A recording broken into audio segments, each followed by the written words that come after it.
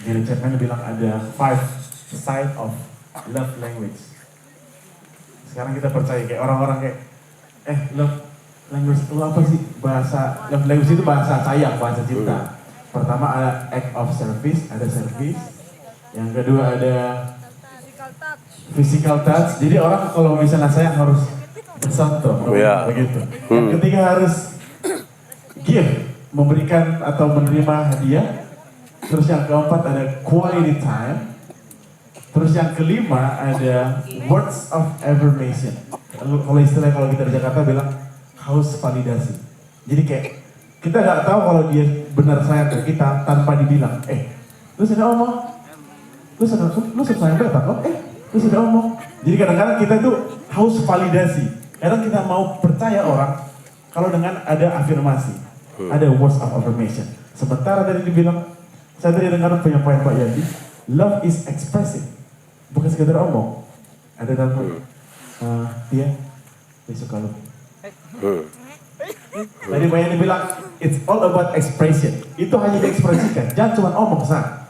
Nah, untuk sekarang kita belajar ada 5 bahasa cinta, words of affirmation. Karena orang nggak percaya kita cinta kalau tidak disampaikan. Menurut Pak Yandi Manobe sendiri, setuju dengan kelima love language ini? Kalau ditanya setuju atau tidak setuju, segala sesuatu itu Tuhan izinkan begitu bisa lakukan. Persoalannya adalah kita sampai pada batas mana, itu paling penting. Paling tidak ada 2 penjelasan. Pertama, dosa itu apa? Dosa itu upaya untuk melanggar batas. Tuhan bilang di Taman Eden, semua tanaman ini boleh kau makan buahnya. Boleh. Yang ini tidak boleh. Waktu dia melangkah melewati batas, itu yang namanya dosa. Kalau kamu pacaran, ada hal-hal yang tidak boleh. Beta selalu bilang begini, jangan buru-buru menikah. Jangan buru-buru. Kenapa? Yang dia nama bulan madu itu hanya 1 bulan. Masuk bulan kedua itu dia madu habis. Itu tinggal dipulebas. Ya, siapa yang ngajar kamu bahwa kalau 14 Februari itu harus cium? Siapa yang ngajar kamu? Itu datang dari mana lubang itu? Kalau saudara belajar dari Alkitab, dia kasih begini. Siapakah dia yang muncul di padang gurun yang bersandar pada kekasihnya? Pengkhotbah Kidung Agung pasal 8 ayat 5 sampai 7, saudara baca. Siapakah dia yang muncul di padang gurun yang bersandar pada kekasihnya? Ini sebuah refleksi tentang bangsa Israel. 40 tahun ada di padang gurun. Tetapi seperti sepasang mempelai, satu laki-laki. Tuhan Allah mempelai laki-laki, manusia mempelai, Israel mempelai perempuan. Saudara bayangkan, di padang gurun itu panas, tidak ada air, ada badai padang gurun, ada ular kobra, ada kalajengking. Tapi seperti seorang perempuan menaruh kepala pada pundak kekasihnya. Kamu tidak serenungkan, kamu mau nikah ini. Yang seorang ibu taruh kepala di depan suami, dia rasa apa? Nyaman, aman, terlindungi, bahagia, sejahtera. Baru dia boleh menyanyi, berada di pelukanmu. Jadi ada batas di situ. Kalau kamu belum sampai situ, tidak usah. Terus dia lanjut yang kedua, seperti meterai pada hatimu, seperti meterai pada lenganmu, karena cinta kuat seperti maut. Meterai itu tanda sah. Hati melibatkan segala sesuatu dalam kedalaman jiwa kita. Taruhlah aku di bagian-bagian dari keputusan-keputusanmu. Di tangan itu lambang dari kerja. Kalau yang kau bekerja, biar saya juga ada di situ. Dia mau kasih tahu, hakikat dari cinta itu adalah memuliakan Allah. Dia mau kasih tahu begitu. Nah, kalau memuliakan Allah, malam minggu itu, coba kamu lihat dari Teddy sampai Lasiana. Ini anak muda dong, pacaran dong, masuk di dalam lubang kepiting yang di dalam. Lama-lama itu kepiting dong makan buang sembuzong di dalam sana. Beta mau tanya, kira-kira kalau di dalam lubang kepiting sana kamu memuliakan Tuhan Allah? Memuliakan Allah? Memuliakan kau tidak? Tidak yakin? Yakin kau sudah? Yakin? Kamu tahu dari mana? Hei, rahasia negara apa yang terlalu penting kau omong mesti di lubang kepiting? So begitulah ya, nona-nona dong pakai celana apa lagi? Itu celana beta lebih suka sebut dengan celana yang penuh dengan tanda tanya. Kita bertanda tanya, ini jangan sampai dia pakai depo adik punya. Atau jangan sampai ini waktu dia SD dulu. Atau jangan sampai dia orang susah jadi hanya bisa beli yang kain sepotong sebegini. Baru di dalam. Jadi kamu bisa ukur sampai batas mana kamu bisa lakukan. Gitu. Jangan yang belum pas, ingat kamu belum cukup umur. Apalagi ini rata-rata kan remaja toh? Iya. Remaja, kamu bilang begini. Remaja ialah manusia. Jadi yang ada kategori remaja itu, segmentasi remaja itu hanya ada di manusia. Tidak ada babi yang remaja. Remaja itu hanya ada di manusia. Remaja ialah manusia berusia belasan tahun. Manusia berusia belasan tahun, koma, dia lanjut. Dia bukan dewasa, tapi juga bukan anak-anak. Nah, itu jadi masalah.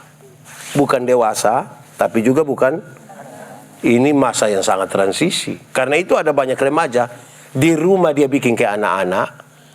Di luar rumah pacaran dia bikin sama kayak dewasa-dewasa. Di rumah ini tidur air ludah dan meleleh semua begini. Tapi di luar kalau pacaran dong sama kayak tanta-tanta. Iya. Sumimi. Ibu berinti itu bar. Iya. Begitu toh. Itu penjelasan pertama. Yang kedua, beta ingin sampaikan soal batas ini.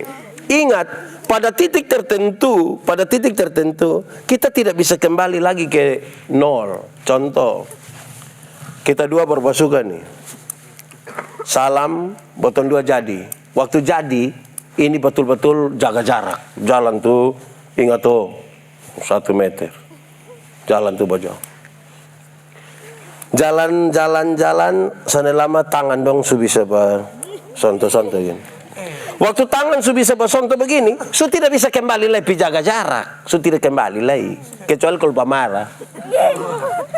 Kalau sudah bisa basonto begini, nanti dia mulai bisa pegang tangan. Waktu su bisa pegang tangan, dia tidak akan kembali lagi hanya basonto begini. Betul koson? Kenapa kamu lihat beta? Kalau su bisa pegang tangan, lama-lama dia su peluk. Betul? Pernah alami? Baik sudah. Kalau su peluk itu su tidak bisa kembali lagi jaga jarak. Su tidak bisa. Makanya tahan-tahan dulu. Nanti kalau dia su bisa peluk, lama-lama dia su minta. Minta apa?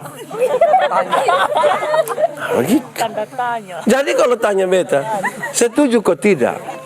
Ingat kadang-kadang yang dia pun nama cinta itu, walaupun tadi kita butuh afirmasi misalnya, cinta itu pada titik tertentu tidak bisa dinyatakan dengan kata-kata. Tidak bisa. Saudara bisa mengatakan, bunga ros itu indah. Bisa mengatakan begitu kan? Bisa. Oke. Sekarang coba gambarkan kepada saya keindahan bunga ros. Bisa? Ada titik di mana kita tidak bisa menggambarkan dengan kata-kata. Itu hari beta dengan ibu pendeta tuh botol dua pacaran 10 tahun. Orang tanya beta kenapa 10 tahun? Karena kalau berhenti di jalan beta sontos apa lanjut dan beta jadi 10. Tapi saudara tahu, beta omong 3 kali, ibu sudah jawab beta. Beta omong cinta ini, ibu sudah jawab.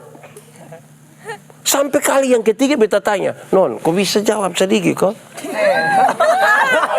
Ibu pendeta hanya bilang begini, beta harus jawab leko. Beta harus jawab leko. Mestinya lu lihat, lu dengar, lu rasakan. Iya, tapi dia pun telinga nih juga butuh dengar sedikit tuh. Hati-hati dengan kata-kata, karena kata-kata tuh kadang-kadang masalah. So asli dia tangkap ini satu ada bawa ade orang lain. Dia tapi itu siapa be? Tahu ini nomor ini beta diam-diam dia selalu. Percaya. Hati-hati deh itu kata-kata. Pokoknya di dunia ini nih hanya lusa. Aduh, kadang-kadang kita suka kalimat yang enak-enak. Kalau kamu pacaran, siap-siap hati juga untuk satu saat kamu tidak bisa bersama-sama. Iya, mangkali besok dia mati. Mungkin bisa juga, bukan hanya putus, bukan saja orang ketiga, mangkali besok dia mati. Betul kok Sony? Betul. Betul. Nah itu kira-kira begitu. Jadi betam pernyataan kira-kira begitu. Kagak hormat. Ya, ya. Oke, pasti kawan-kawan sudah gelisah.